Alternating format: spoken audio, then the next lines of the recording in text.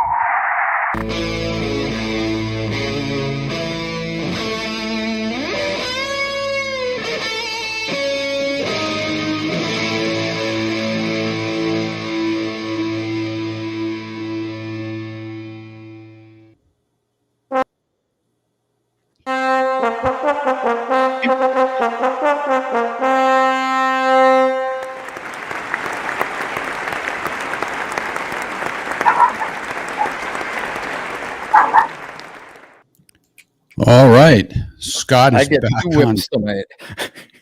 Scott is back on Twitter again. Yeah, I tried to make it a surprise, but there it is, Jeff. There it is. It's your bottle of wine, thank you so much. Ready for you. It's Georgian wine, handpicked by Marina. By she who shall not be named. No. So. Cling Peaches. Remember All in the Family, the Cling Peaches episode?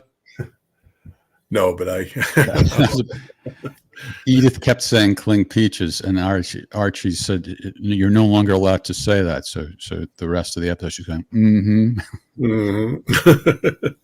Maybe 6 people remember that episode besides me.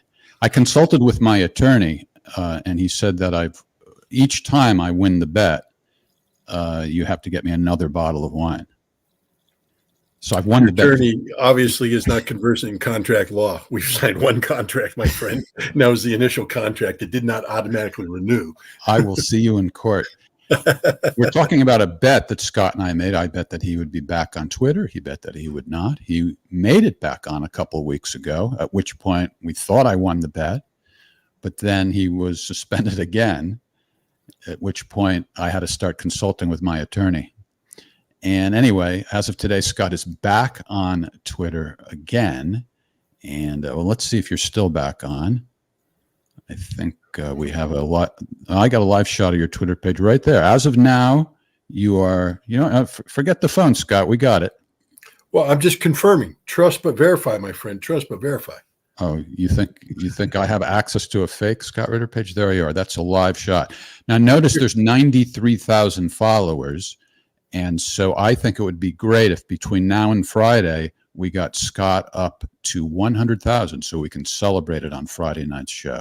So tweet away to your friends if you're already a follower and ask them to become a follower. And if you are not, follow Scott at Real Scott Ritter. And what a celebration it'll be Friday night if we can hit 100,000 by then, unless you're suspended by then. Might even drink a beer. All right. Now, what else? We have a Substack poll going, asking people where they would like to attend a Scott Ritter event coming up in the next few months. We're in the process of scheduling some things around the country, maybe out of the country too, but mostly in the country for starters. So if you go to Scott Ritter Extra and vote in that poll, we'll know where to prioritize the scheduling of Scott's events. So please vote in the poll where you want to see Scott.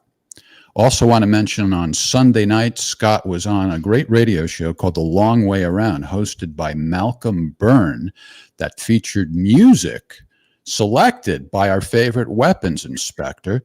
And we were plugging the hell out of that the other night simply because I thought it was a great concept. And the article you wrote in Substack was also great, in which you introduced the songs. And even though my expectations were already sky high, you exceeded them Sunday night. I thought it was beautiful the way you introduced those songs. How did it feel doing it?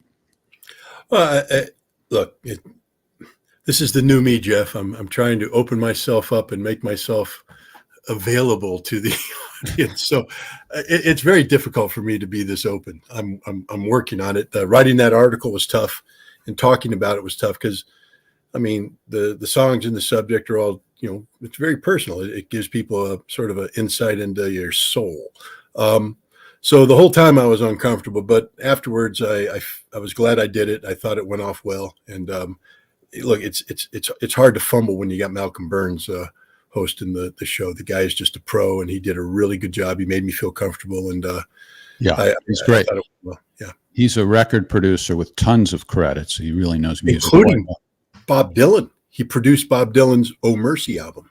I heard that.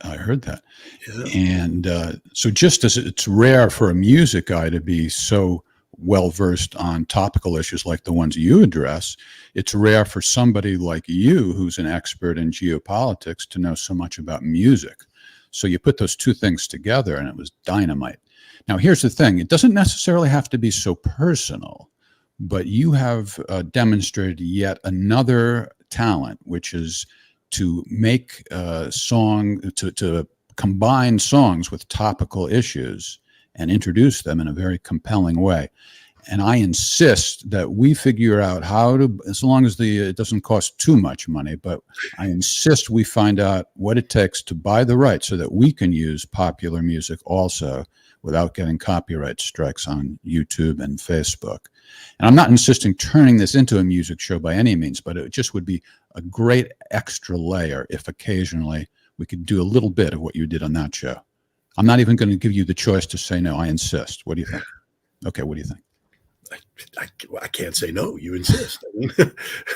I know which side of the bread it's buttered on. I heard what you said about how it's difficult for you to be so personal, but it doesn't necessarily have to be personal each time. It can just be, topical. You know what I'm saying? Yeah, finding a song that matches whatever the issue is at the moment. No, I know.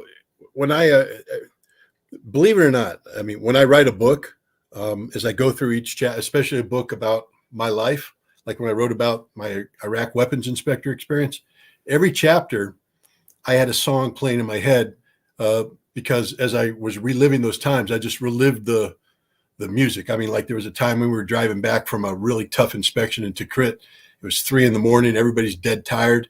And in order to keep everybody awake, we were playing Bon Jovi's I'll Sleep When I'm Dead, just blasting it, loud to everybody. And I mean, it got crazy. We were singing the song over the radio to each other. I'm sure the Iraqis who were intercepting the communication figured that we had all gone insane, and we had. But every time I played a scenario in my life, songs from that era, songs from that moment sometimes, come in. And so music is very personal because I attach songs to pretty much, I mean, unfortunately, or maybe fortunately, that's how I live my life, through music. Yeah. Well, why not? Why not? All right. Well, I'll get to work on that, and we'll see. You have an article. Well, you have a new article already published in Energy Intelligence about how it might become militarized now between the U.S. and China as far as space exploration goes. And as we were about to start, before you mentioned, there's a new Substack article coming later today. Do you want to mention what that's about? Yeah, it's a riff on the announcement earlier today by the Bulletin for Atomic Scientists that they have moved the doomsday clock up to 90 seconds. And I dissect the reasons for that and let them know how fundamentally wrong they are in blaming Russia for this, and why the real clock should be set at 1 second to midnight, because the You're telling me that you already wrote an article about an announcement that was made only today? Well, that's why it's late. Normally I get an article to you on time. I actually had an article. I was going to write an article on Wagner. I'm still going to write that article, but I was going to talk about I'm going to use the British word, whilst you were celebrating the news of being back on Twitter and doing a little tweeting too. Correct. But I had to put Twitter down and take control, be a professional, right, and turn to the task of writing this article in between walking the dogs and running errands, necessary errands for the home. So this has been a very stressful day. If my hands shake as I bring the coffee cup full of Diet Coke to my lips, you'll understand why. All right, but stressful in a good way. A lot to celebrate. Yeah. All right, let's get to the questions from our beloved audience. This is the lightning round in which Scott answers every question in 3 minutes or less. Let's get to it. Raymond O. from Bedfordshire, England. I've read reports that the U.S. is occupying up to a third of Syrian territory and stealing most of its oil production. Are these claims true? You have 3 minutes or less. Go. Yes. Okay. I could do it.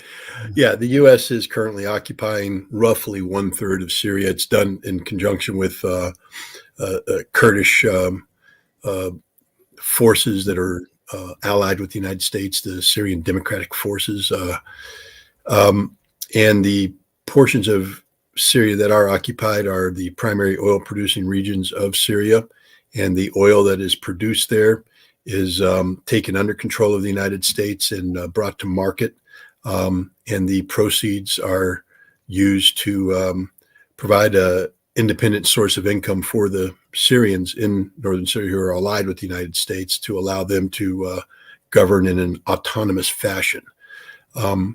So, yeah, it's true. The United States is, in effect, a war criminal. We are violating international law left and right. And moreover, we're funding, here's the ultimate cherry on the cake. We're funding a terrorist organization. You see the Syrian Democratic Forces, just code word for something called the YPG, which is People's Militia, which is an adjunct of the PKK, which is a Kurdish group that has been waging a terrorist conflict against Turkey for numerous years. I call it a terrorist conflict because Turkey calls it, we call it. We've labeled the PKK, we being the United States, a terrorist organization. I know there's people out there who take umbrage at that and say, no, they're legitimate, whatever. I'm not here to impose my will on anything. I'm simply saying the United States has labeled the PKK as a terrorist organization. The YPG is an adjunct of the PKK, therefore a terrorist entity, and yet we renamed it the Syrian Democratic Forces so we can do business with them. But they're still a terrorist organization that we are now actively funding by selling oil that we steal from Syria, which we're illegally occupying. Really good stuff. All right. I have good news. You are not yet suspended from Twitter again. Still, your account is still active. And not only that, look at the followers. You picked up 200 followers since we started. What do you think of that? Yay. All right. Nathaniel from the USA. On the last episode, you said it was moronic to suggest that there's any Nazi affiliation within Wagner. Then who is Alexei Mikolov? I don't know, Nathaniel. You tell me. Who is Alexei Mikolov and why is he important? And what in God's name does he have to do with what Wagner's doing on the ground in Ukraine today? If you can make the case that whatever you think Alexei is and his affiliation and that somehow is tainted all of Wagner, gosh, I'll be impressed. But I don't think you'll be able to do it. And I'm not going to answer your question. What? You're saying it's not your responsibility to refute an argument he failed to make. Is that your position? Well, I mean, I could go Google the guy's name and then start doing the research, but we only have an hour and you only give me 3 minutes and I'm not that good on Google. So I'm just going to have to pass. I've learned this. I've been advised when a question comes up, not to get angry, not to curse, but simply say, I'm not going to answer that question. I've noticed a lot of people, because I occasionally get into a little banter, a little debating, a little disagreement online. I notice a lot of times people have this weird expectation that when they fail to make an argument, they expect the other person to figure out what it was. What point they're trying to refute make. what they haven't even said. It's crazy. All right. Let's go to the next question from the Brewmaster in Wisconsin. If the U.S. and NATO still believe that Ukraine can win this war, which we all know is not going to happen, says the Brewmaster, what do they expect a defeated Russia to look like, and would Putin be removed from office? If so, who would replace him and have control over their nuclear arsenal? Well, one, history is the guide. Whoever replaced him would have control over the nuclear arsenal. We know that Boris Yeltsin had control over Russia's nuclear arsenal, and he was president. He was a compliant tool of the United States. The United States would seek to replace Putin with a similar tool, somebody who would bend the knee, so to speak, to borrow a Game of Thrones reference to American dominance. We are seeking to do this. Ken, my good friend Ken, a Harvard professor of economics, whose last name begins with an R, but I think is Rogoff, Ken Rogoff, recently in Davos was on a panel where he stated straight up that the purpose of the economic sanctions against Russia was regime change. The sole purpose of it was to create so much economic harm in Russia that it would cause the economy to collapse and the people to rise up against Putin. Now, you marry that with what we're doing today, which is creating the perception of the inevitability of a Ukrainian offensive against Russia that could threaten the territories Russia has absorbed and Crimea, therefore further demoralizing an already demoralized Russian people. The hope is that we get a Moscow Maidan, Maidan being Maidan Square, Kiev, February 2014, where the United States facilitated the neo-Nazi uprising that overthrew the constitutionally elected president of Ukraine, Viktor Yanukovych. We're hoping to replicate that in Moscow to remove Putin and replace him with a U.S. puppet. Bad news, America. A, the sanctions didn't work. Russia's doing okay. Europe's not. And B, gosh, the Ukrainians aren't going to win this war. Russia is. And so fail. And C, the Russian people are solid behind Putin. Fact is, I think he's stronger today politically than he has been at any time. And the Russian people aren't just behind him. They're behind the reality that Russia must win. Thanks to the United States, any confusion that might have existed amongst the Russian people about this conflict has been replaced with the certainty that this isn't just a Russian conflict with Ukraine. This is a Russian war with the collective West using Ukraine as a proxy. So any sympathy that might have existed for the Ukrainian people, et cetera, is gone, finished. Russia is 100% behind its president and the current policy of not just victory, but decisive victory in Ukraine. So fail for America. Okay. Next question is from Yuri Orlov in Sweden. I often read suspicions that Iranian missiles are being delivered to Russia. It would be a breach of UN Security Council Resolution 2231, one of my favorite resolutions, for Iran to transfer missiles or its technology before the resolution expires in October of this year. Why do you think some people want to create the narrative or perception of Iran? Oh, I thought that was from the previous one. I'm sorry about that. That hurt. Yeah, that hurt. Why do you think some people want to create the narrative or perception of Iranian missiles being used or transferred? Well, first of all, the concept of Iranian violation of Resolution 2231 is old news. Iran has been accused of violating it by supplying missiles to the Houthi rebels in Yemen, for instance. There is no evidence that Iran is providing missiles to Russia. It's been a story for months now, and I think one of the there's two reasons why this story would be put out there, or three maybe. Let's start with sort of the obvious one. It's true. I'm not saying it is. I'm just saying that maybe they are. Maybe U.S. intelligence has detected this, and they're releasing this intelligence to highlight this activity. I was somebody who was caught off base when the U.S. said Iran was supplying drones. I was like, that doesn't sound too right. I mean, the Russians have their own drone program. It doesn't make any sense. Boom. U.S. was right. Iran was supplying drones to Russia. So who knows? Maybe this intelligence is correct. I haven't seen the evidence of this yet. But why would they want to do this? One, to create the perception that Russia is weak, that Russia has ran out of ammunition, that Russia's run out of missiles, and that the only way they can continue this conflict is to buy Iranian missiles that will come in and, et cetera. And two, to put international pressure and create the justification for increasing sanction pressure on Iran. Iran right now doesn't care about the West. If there's a nation that doesn't care about the West more than Russia, it's Iran. They've been sanctioned longer than Russia, and they Maverick is against sanctions, by the way, but they've been sanctioned longer than Russia, and frankly speaking, they've adopted policies that have been successful in mitigating against the impact of sanctions. So Iran doesn't care about this resolution. I don't even, and et cetera. But I think the whole idea is to generate propaganda that shows Russia weak and Iran in violation in an effort to solidify international support for American policies that target both Russia and Iran. Okay.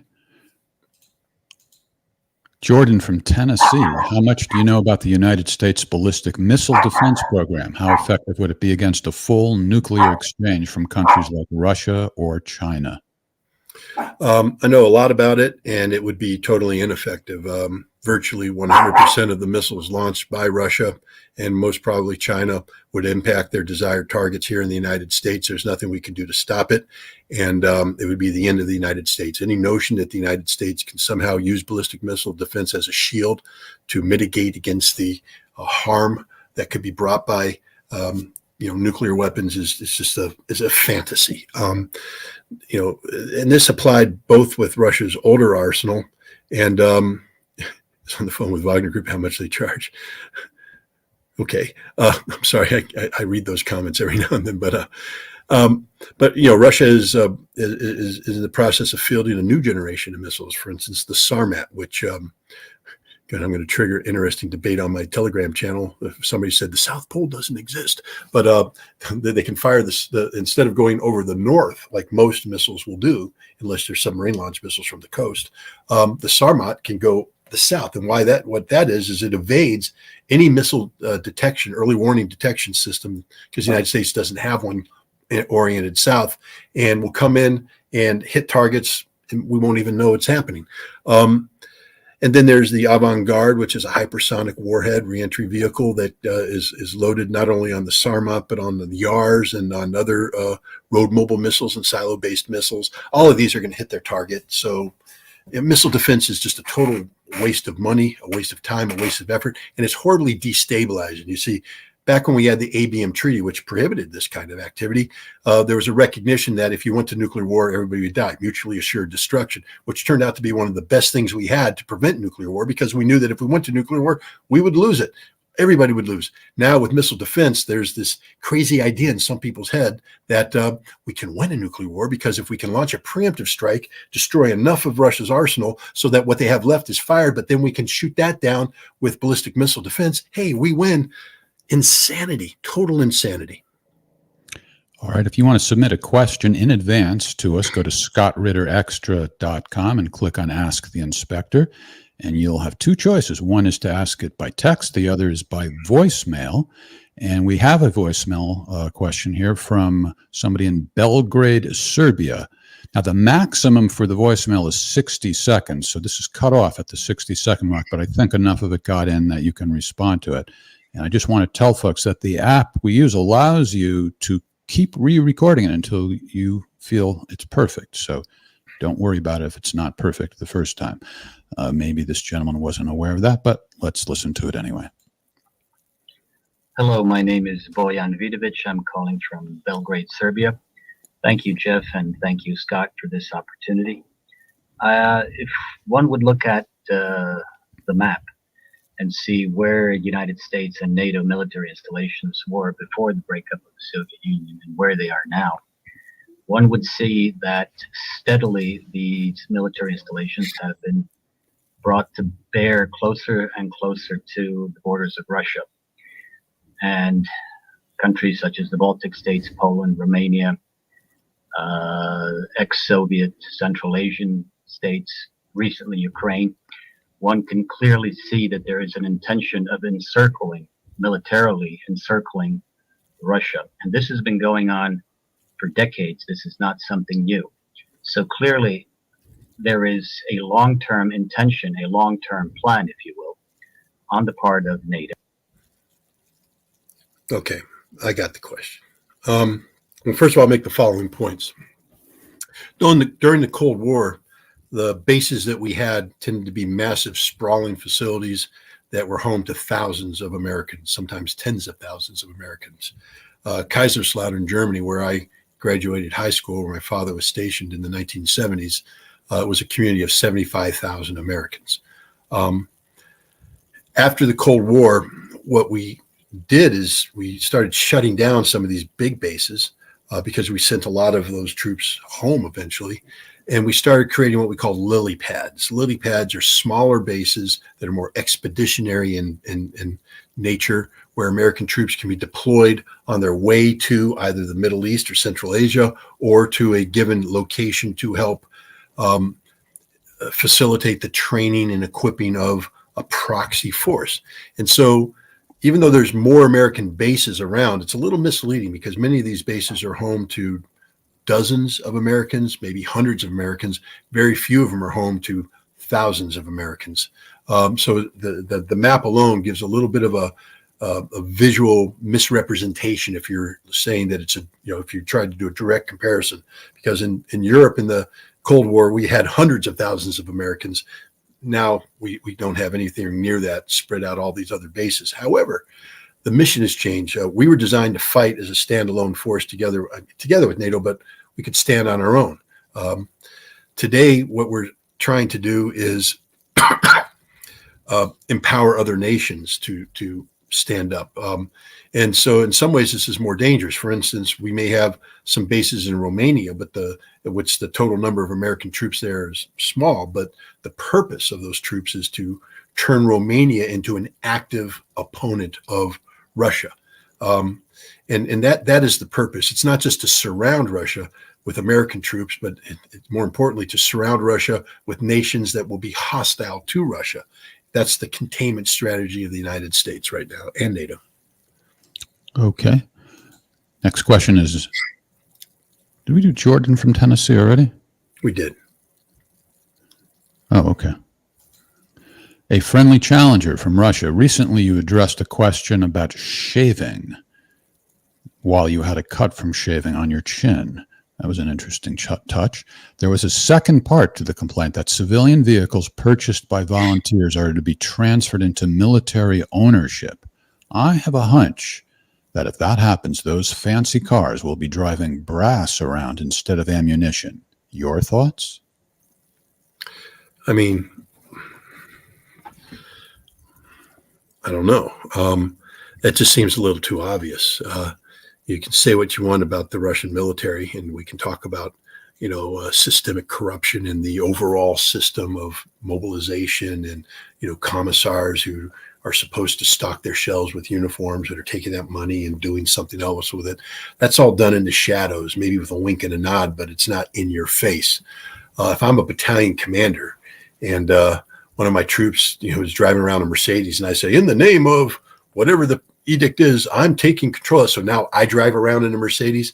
It's going to be demoralizing to the troops, and it's going to limit my ability to command because I will have lost the respect of my troops. So I don't see that happening with the regular forces. Maybe in some of the militia units, some of the volunteer units where discipline isn't quite as structured, that could happen. But I think one of the other things is it's not just that they purchase these things. The volunteers are acquiring them, meaning that when they go into a town or a village and civilians who have fled the area have left their vehicles behind, these vehicles are being appropriated. So it's literally the theft of private property. And I think, again, if I were a commander, I would want to bring this under control and say, absolutely not. And any vehicles that are being appropriated for necessary purposes, the transfer of ammunition, I want to consolidate in my motor pool and make sure they're being used appropriately in accordance with the mission directives, and that these vehicles are accounted for, et cetera. You just can't have people run around playing, Mad Max with vehicles running to and fro. That's just zero discipline. Transportation of a military organization must be controlled by the commander, who allocates resources based upon mission requirements. It's that simple. Whether you're Russian or American, that's the truth. Joseph from Graz, Austria. In the media, on a more or less regular basis, you can find articles about Russians falling out of windows, always pointing the finger to Putin. Is there any substance to those allegations, at least for a few cases? And even if there is no connection to Putin, why does it seem to happen so often in Russia? Selective reporting? First of all, Putin's a judo master, so I'm pretty sure he could flip anybody he wants out of a window. So, gosh, look, I mean, most of the people that fall out of windows, I think, are attached to some form of corruption, and that corruption's been exposed one way or another. I know people are going to come up with stories saying, no, all he did is he called out the corruption, or he did this. It's not a good thing, but I think people sometimes are given the option of jumping rather than going on trial, or any other option. Who knows? I'm not there. I just don't think that Vladimir Putin's involved in this. This is the president of Russia. He's not a thug. He's not the Godfather. He doesn't sit there behind closed doors and whisper in somebody's ear, "Make Patricio fall out of the window," or bring him up and flip him out himself. He's running a country, and he's running it very well.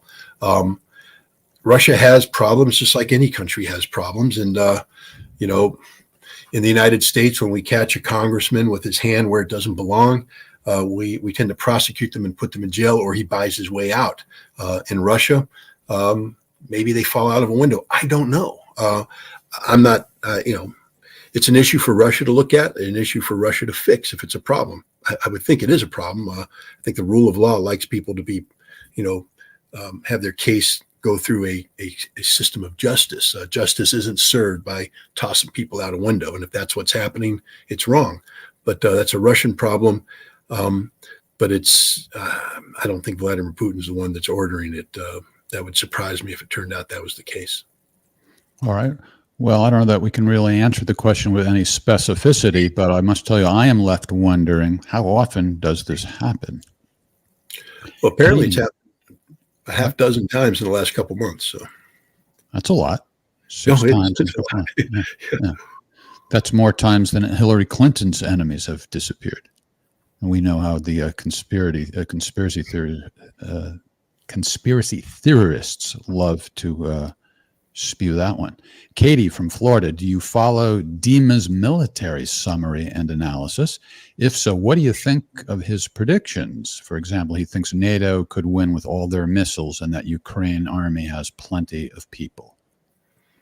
I don't know who Dima is. I mean, if I had more information, I'd be able to maybe catch on.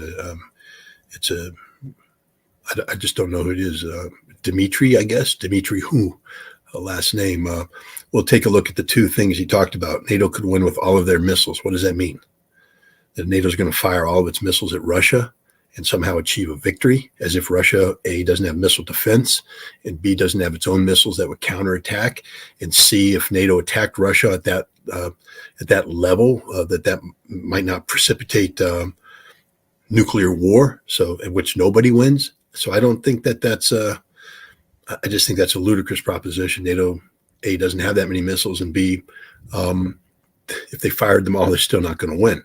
And then the second one was missiles and people. Ukraine has a lot of people. I mean, Ukraine has a large population, but if they have so many people, why are they doing this forced mobilization right now? I mean, you'd think, hey, I got all the people in the world. I'd have no problem getting people to come in. Hey, they're running out of men at the front line. They are getting ground up like you wouldn't believe. Even everybody's recognizing this. Ukraine is running out of men. So now, to show you how corrupt this pathetic little country is, you have these guys that don't want to be on the front line, real heroes. So they pay $20,000 to $30,000 to be given this cushy job back in the rear where they get to wear a uniform, so they're like heroes. But they run around and they snatch people off the streets that have failed to appear for their summons for mobilization. And there's videotape after videotape of them running around and getting guys on their way to shopping while they're going to work, and snatching them, beating them up, stuffing them into a vehicle. Hey, Ukraine may have a lot of people, but I tell you what, if I'm mobilized in that fashion, I ain't fighting too well. My motivation isn't going to be serving greater Ukraine. It's going to be surviving. And one way to survive is the first chance I get to go over to the Russians and say, don't shoot me. So, no, Ukraine is running out of people. Don't tell me they have a lot of people. They're running out of people. And even if they have people, they're running out of trained people. So when you take an untrained body and put it on the front lines with no experience, no proficiency in weapons, what you get is a corpse. And that's why there's about 200,000 of them right now in Ukraine, corpses, military corpses. And there's going to be more, perhaps double that amount by the time this fighting's done, because Ukraine is depleted its reservoir of trained personnel. Andy M. from Bristol, United Kingdom, given the scenario of continuing, although slow, Russian advances and no nuclear weapon usage anywhere, how long do you think this conflict could potentially go on for? No, I believe that this conflict will be over by the end of summer, early fall. I think Russia is prepared to launch a broad offensive along the entire front slow. They'll advance in certain areas, and as they advance, Ukraine will divert reserves to that area. In doing so, they'll be stripping away another part of the line where Russia will then exploit, and Ukraine will have to keep moving, and Russia will keep advancing, exploiting the gaps until Ukraine runs out of people, at which time Ukraine will do what I call the Army Group Center collapse, which is named after what happened to the German Army Group Center during World War II on the Eastern Front in 1944, when subjected to a similar pressure from the Soviet forces, simply collapsed. It was the end of their resistance. The front line burst, and the Russians went through. And I think, or the Soviets, and that's what I think is going to happen here. I think Russia is going to hit Ukraine with this broad offensive that's going to be slow, methodical. Russia's perfected this. Russia is going to fight doctrinally. And we're about to learn what Russian offensive doctrine looks like. And it's going to be very methodical, fire intensive. The Ukrainians aren't going to have a chance to kill Russians because they're going to be destroyed by artillery, and they're going to be overwhelmed by Russian tanks and infantry moving in slowly, not so fast that they expose their gaps and rears to ambush, slowly. And then as Ukrainians pour troops in to stop them, a gap will appear here. The Russians will exploit that slowly, killing everything in their path. The Ukrainians are coming, and it's just going to be a collapse. And I think militarily, Ukraine will be defeated by the end of summer, early fall of this year. Scott, aren't they getting billions of dollars of new equipment? Yeah, it'll all get destroyed in the process too, along with the tens of thousands of Ukrainians who are going to man it. There ain't nothing NATO can throw right now that is cast as a Ukrainian proxy that can stop even the Leopard tanks that are coming in. It's just going to show that, yet again, German steel rusts when it's destroyed by Russian steel on Ukrainian battlefields. Our next question is from Zurich, Switzerland. This person calls him or herself no potty, no party, or no tati, no party. No tati. Okay. How long will it take to replenish NATO arsenals after foolishly giving everything to Ukraine? And do you think this will weaken NATO's ability for out-of-area attacks? Also, could this strengthen potential NATO opponents more on the world stage? Will it embolden multipolarity more? Good question. Look, the Germans have already answered this. The head of the German military establishment has said, if you give away Leopards, understand this: we aren't able to build new Leopards. Steel is expensive. Our economy is in the dumps. Energy is high. We may not be able to build the replacement. So we're already, he said, we're already naked. We've already given away everything. We don't have a defense worthy of the name. Now you want to take what little we have and give it to the Ukrainians, assuming that somehow we can rebuild this and rearm, and we can't. We don't have the ability to build these tanks in the numbers necessary to build a viable military force. And I would imagine that that situation is replicated in England and in France and all the other nations that are stripping away their equipment and giving it to the Ukrainians. I think there's a hope that the arsenal of democracy in the United States will step in and replenish them. But the United States is already, I think they've committed, or at least are on the verge of committing to providing M1 battle tanks to Ukraine. But they're not going to take these from the American stocks. The Americans are going to do this by building new tanks. Because we've already depleted the money. When Congress allocates money, that money comes from either drawdown funds, which means that the president can go to the military and draw down from existing stocks and give it to the Ukrainians, or there's funds earmarked for new construction. We've pretty much drawn down everything we can. So now to get these tanks in, we can't just give them tanks that we have. We have to build new tanks. And so we've got to take this and we got to put that order in. And then those tanks have to be built. So the tanks won't be built until, sometime end of this year, early next year. Ukraine's not going to be around by then. But the point I'm trying to make is while the United States is building tanks for Ukraine, we can't build tanks for anybody else. So if Europe is depleting its arsenal in hopes that the Americans will backfill it with new modern equipment, where's that going to come from? The collapsiologist from Oklahoma asks, given that the entire nation of Ukraine and its people are expendable to the U.S., what is the potential of NATO waiving Article 5 to throw Poles, Estonians, and others at Russia as new proxies? Well, you can't waive Article 5. Article 5 is self-defense. So in order for Article 5 to be invoked, Russia would have to attack Poland, Estonia, Lithuania, Latvia, or somebody else. If you're going to throw these resources into Ukraine as proxies, and it's going to be under a NATO flag, that has to be done under Article 4. That means that NATO has to get together, determine that the situation in Ukraine manifests a security risk to NATO worthy of NATO intervention, and then NATO would send troops in under Article 4. That would, of course, create a direct conflict between NATO and Russia that will eventually lead to be a nuclear exchange, and nobody wants that. So for these people to go in as proxies, because remember, if they go in under Article 4, they're not proxies, they're NATO. The whole idea of a proxy is that you say, not mine. Everybody knows it is mine, but not mine, not me. I didn't do it. So you get the Poles, which the Poles are doing right now. Tens of thousands of Poles are on the ground in Ukraine fighting. Talk to the Russians in Lugansk and Donetsk and talk about what they're listening to on the radio. And they're saying, we're not hearing any Ukrainian voices. We're hearing a whole bunch of Polish voices. So the Poles are already there as a proxy with no NATO protection. They're dying by the thousands. And it may appear that the Balts are getting ready to send their forces in as well as proxies. But when they go in, they're just going to die as Estonians, Lithuanians, Latvians with no NATO protection. And their bodies will rot, hopefully, on the battlefield, because I have no sympathy for these people. They don't belong in Ukraine. They have no mission in Ukraine. If they choose to go to Ukraine, they'll die in Ukraine. Okay. Kevin Michelizzi helping us out backstage. Kevin, why don't you line up some live questions, and we'll do one more of the questions submitted in advance first, and then get to some live ones. Getting various perspectives across the pond. Thank you for your war playlist. Seeing on video 2 soldiers actually being killed is shocking.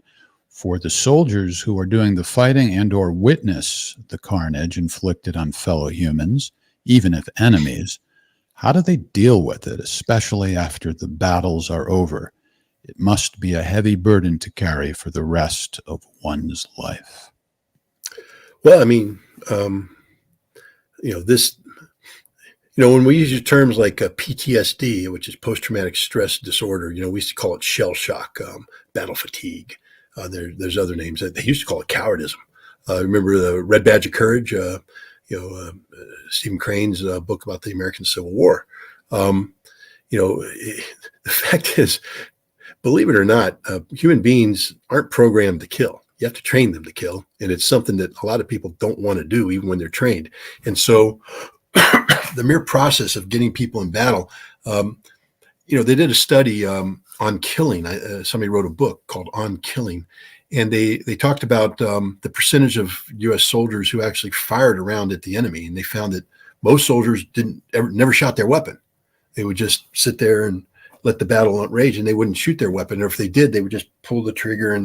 But the aimed fire at the enemy, killing people, happened far less than people like to think, because people aren't programmed to do this.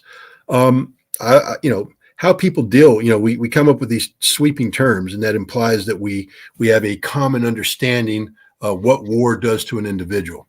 I would say there's no such thing as a common understanding except the following: war will forever change the person who participated in it. That's a statement of fact.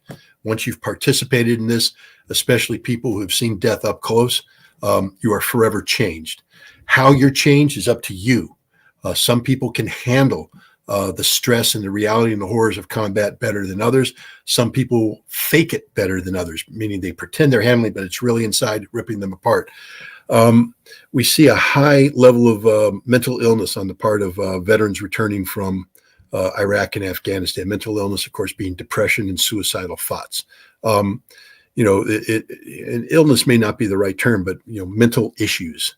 World War II. I mean, almost everybody taught. I mean, the great book, Flags of Our Father. Our friend James Bradley wrote it about his father, but he talks about how his father never talked about it. That was one way of coping.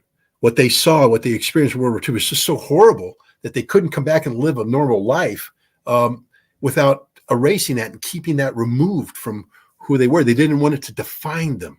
And almost everybody whose parents or grandparents were World War II veterans said the same thing. They just didn't talk about it, wouldn't talk about it. In Vietnam, people handled it differently because people came home from World War II heroes. In Vietnam, they came home rejected by a society who viewed them as war criminals and all that. So that was additional stress on people who are already traumatized by war. Now they have to deal with a society that's not embracing them and not respecting them, and that further destroys their psyche. And now we have the global war on terror, 20 years of supposedly defending America in the aftermath of 9/11, and yet we lost both wars. What does that do on people? We have to do a better job of taking care of the men and women who put on our uniform. And if we're going to send them into harm's way, we have to make sure that we allocate the resources to deal with the consequences. Okay, and I think what Scott was referred to as, well, maybe not mental illness, but issues. The way mental health professionals talk about it is they say that just about everybody who has been in a combat situation has PTSD to some degree. It's just a matter of degrees. And I don't think I explained before how to find the radio show that Scott was on Sunday night. There's a link in the article, Wars Playlist, and you can find that at scottritterextra.com. And if you want to hear the radio show with the music that Scott selected, you can just click on the link. I think in the first paragraph or pretty close to the beginning of it. All right, Kevin, what do we have in the way of live questions and comments from our beloved audience? Sparty Matt, I recognize that name. Thanks for the contribution, Sparty. A big part of the fall of empires is the massive resources devoted to keeping control and maintaining military completely crushes the domestic needs and coffers. Do you see this happening with the empire of the USA? Yes and no. And what I mean by yes is, look, the United States is predicated on the proposition that we, in order to sustain our lifestyle, must acquire from abroad resources that aren't ours, and we must acquire them at prices that we can afford, which means that we're stealing from the world, suppressing their ability to earn a living wage, while we bring things in low, sell them high, so that we artificially pump up our standard of living and our economy. This is unsustainable. And I think that's what's going to ultimately bring down the American empire. Not so much the military spending, but just the whole nature of our existence, where we are literally, in order to survive, we have to steal from the rest of the world. We're such a minuscule percentage of the global population, but we consume per capita far more than any other nation in the world. That's a relationship and a ratio that can't be sustained. The military expenditures, if you take a look at it, we're spending far less of our GDP for defense than say Rome was spending for theirs or other empires. So the idea that that military spending is going to bankrupt us, no. I think there's things that out there, just our whole lifestyle, the fact that we continue to raise the debt ceiling. I mean, imagine that. Could you? Hey, honey, can we pay the bills this week? No. Just raise the debt ceiling and we'll print more money. Oh, now we've paid all our bills. And we do that every month. And it just doesn't matter how much debt we get into because, gosh, we just print more money. That's no way to run a nation. And I think that's ultimately going to be the demise of the United States, especially as the world starts to turn its back on the dollar-dominated system that we've imposed on it, especially through the petrodollar. And, I don't think the U.S. empire is going to collapse. What I think you're going to see is a gradual transition from singularity, where everything revolves around American, and to a multipolar world where America plays an important part. I don't think this is going to be the Roman Empire where we disappear. I think this is going to be more akin to what happened to the British Empire, where it became just the United Kingdom and part of the global system. I think the United States will become the United States, an important part of the global system, but not the dominant force that it currently is today. Our next question from our beloved audience comes from Candide Schmiles. That would be from the world famous Schmiles family. Do you know Donald Kagan was born Mikhail Kaganovich and is a son of Lazar Kaganovich's brother? I know that now, but I didn't know that. All right. I wonder what that was all about. Well, Kagan's a famous, Kagan's a name. Donald Kagan, I'd have to go and see. That might be the husband of somebody. Isn't that the name of, no, Donald Fagan is one of the Steely Dan guys, right? I guess. Yeah. Yeah.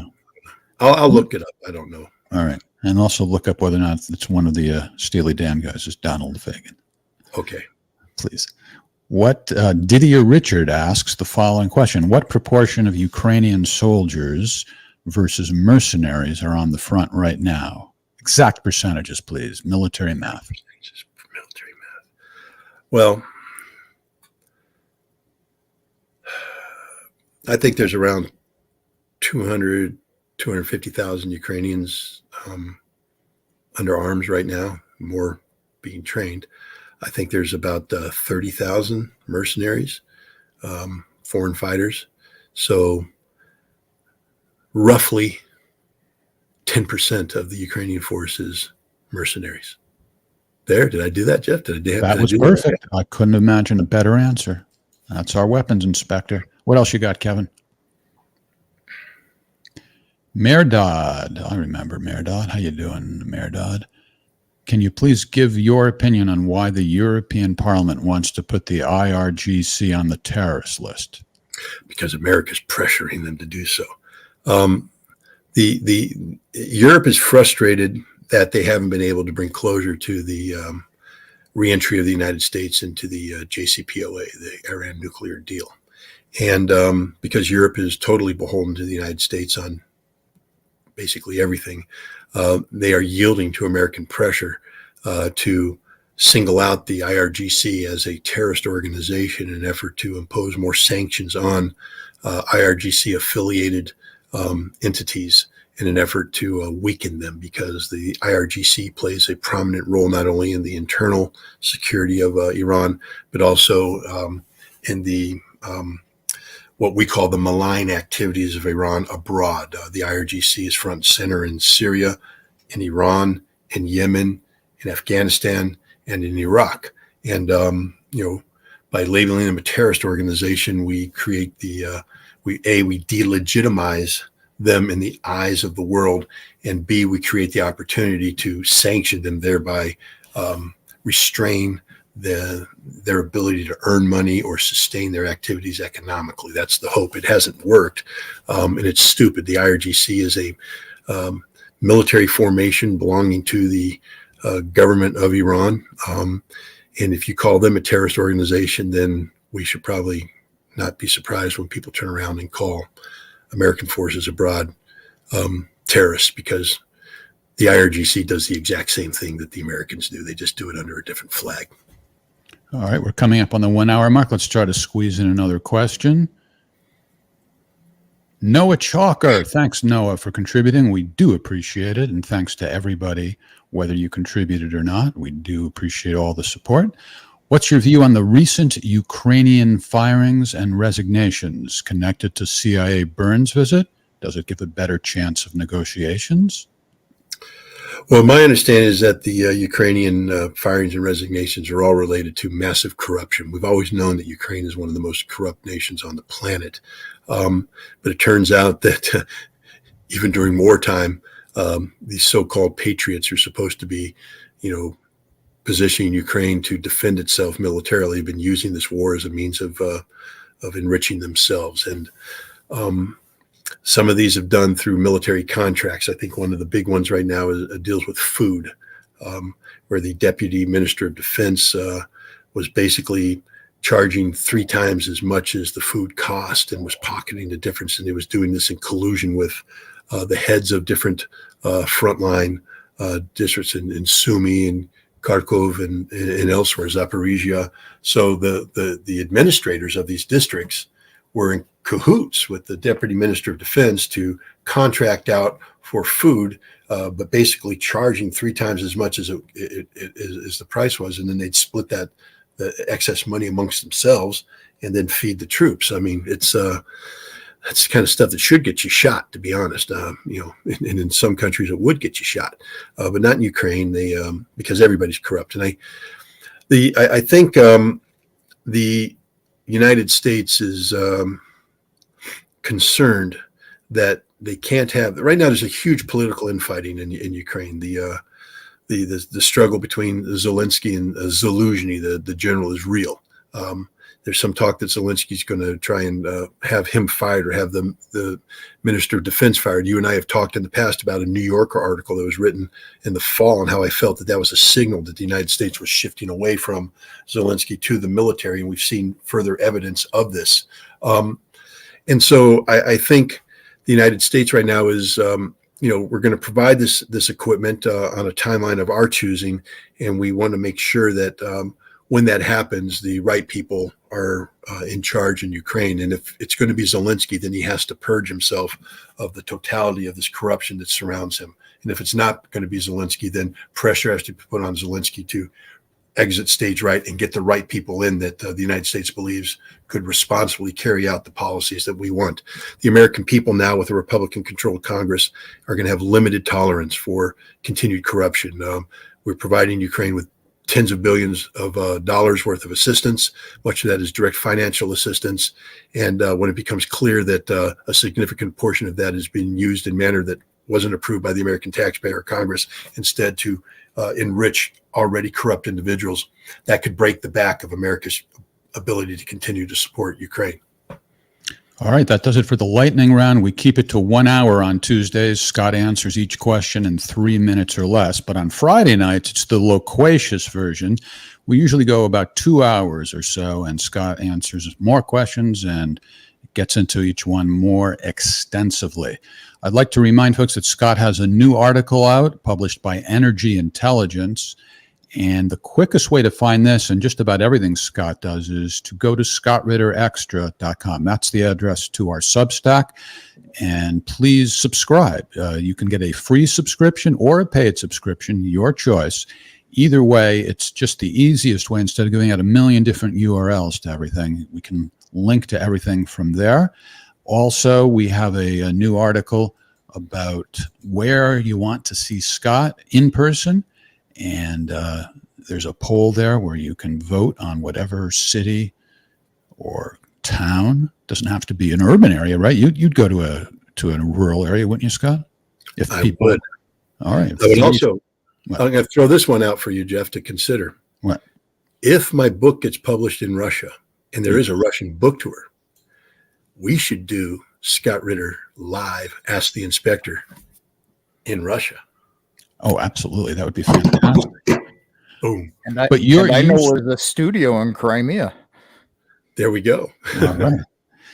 You're used to all the attention. I'm not. So now that I'm so big in Russia, I may have to get a disguise, though. I don't know if I could handle all the attention, but I'd like to go. Also, let's see what's happening on your Twitter page before we go. Looks like you got 500 followers since we started. It was at 93,000. Now it's at 93.5. So do you want to bet that I'll bet that you'll be up to 100,000 by Friday night show. Do you want to bet against me on that?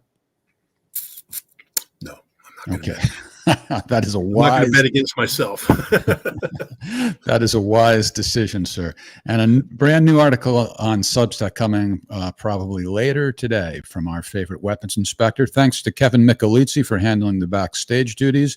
Kevin, Tori Mansfield, and I co-host Scenes from the Evolution every Sunday on this same YouTube channel.